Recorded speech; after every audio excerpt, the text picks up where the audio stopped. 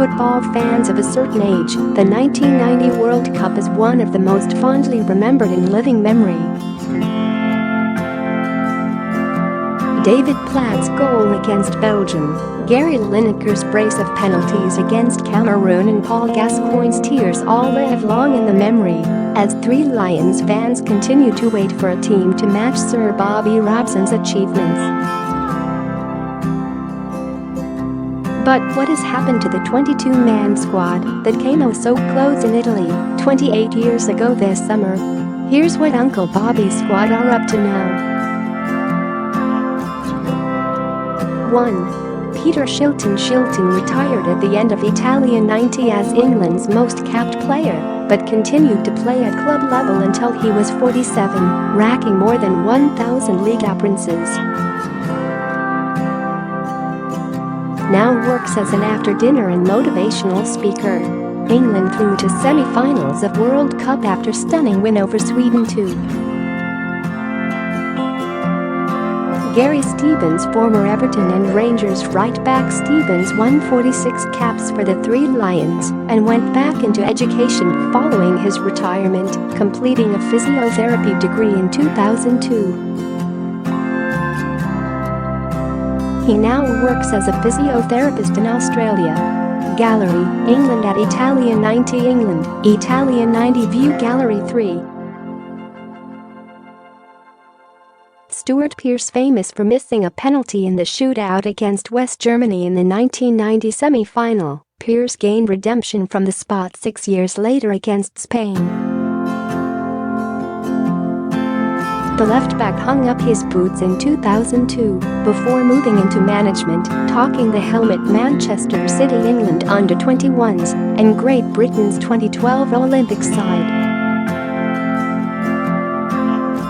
He was sacked by his old club Nottingham Forest in 2015. When is England's next game, and who do we play? Three Lions' potential World Cup 2018 semi-final opponents revealed for. Neil Webb, the former Manchester United midfielder, quit the game in 1997 and became a postman.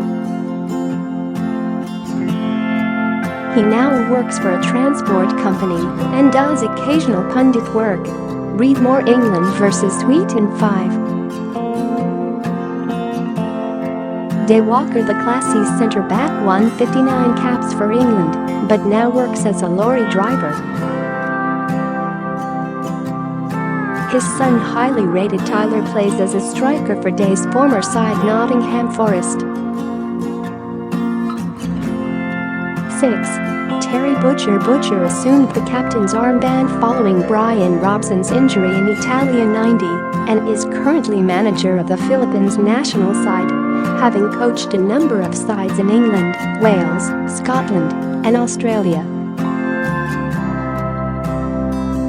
Picture inside VAR studio shows referees for England's clash with Sweden are watching more than just football. 7.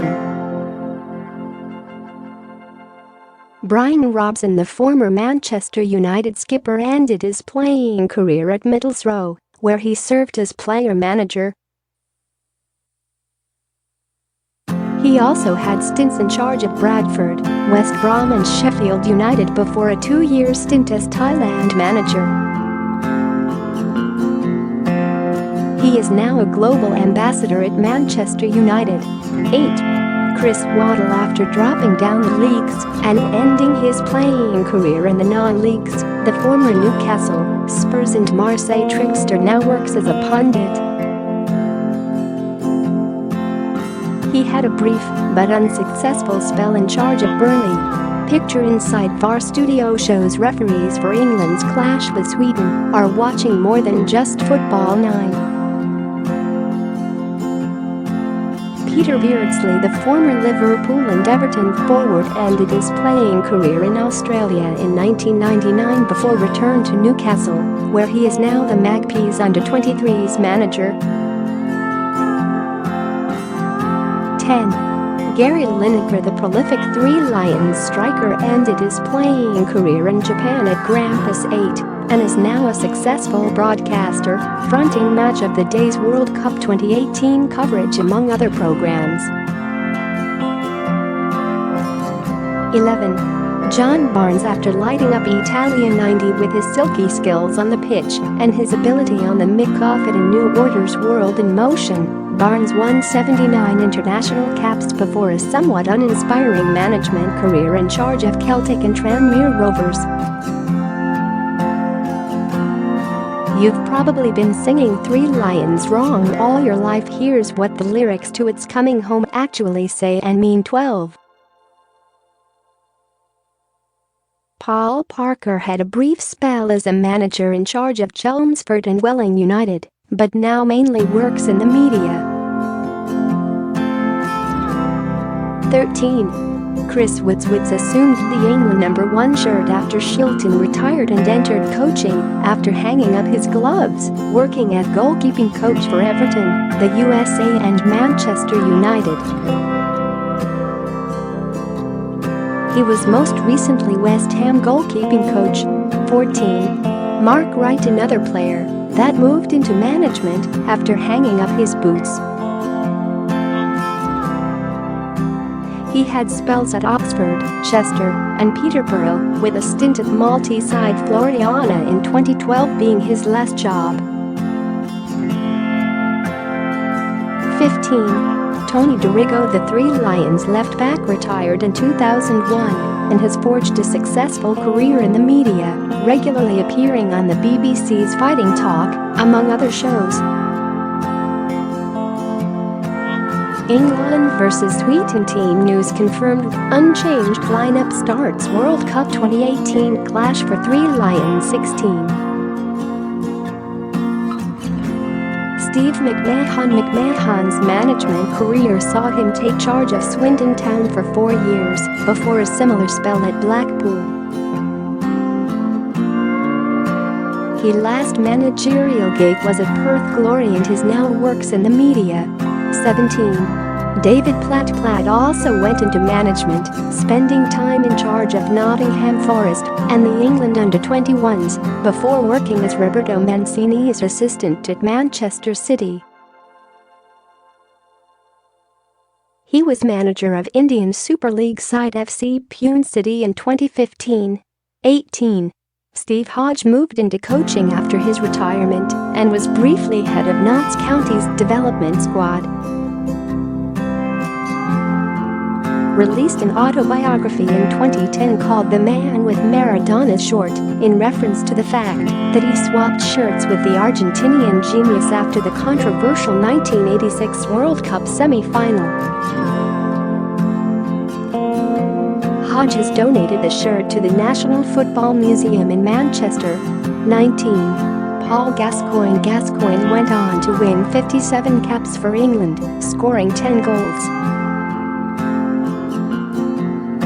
Post-football, he has undergone a well-documented struggle with alcoholism. Nervous Becky Vardy gets on the booze ahead of England's World Cup clash with Sweden. 20. Trevor Steven, the former Everton and Rangers man, now combines working in the media with life as a football agent, while also working for an aviation company. 21. Steve Wolves legend Bull remains the last player to be capped by England from outside the top 2 divisions. Upon his retirement as a player, he entered management with Stafford Rangers and is now a vice president with the Molineux club. He also does charity and after-dinner speaker work. 22. Dave Beeson called up as a late addition to the Italian 90s squad following David Seaman's injury. Beeson was remarkably named on the bench for Stevenage in 2013, and had he come on, would have been the oldest professional footballer in English history. This came about due to an injury crisis at the Lamex Stadium. He is currently goalkeeping coach for Reading.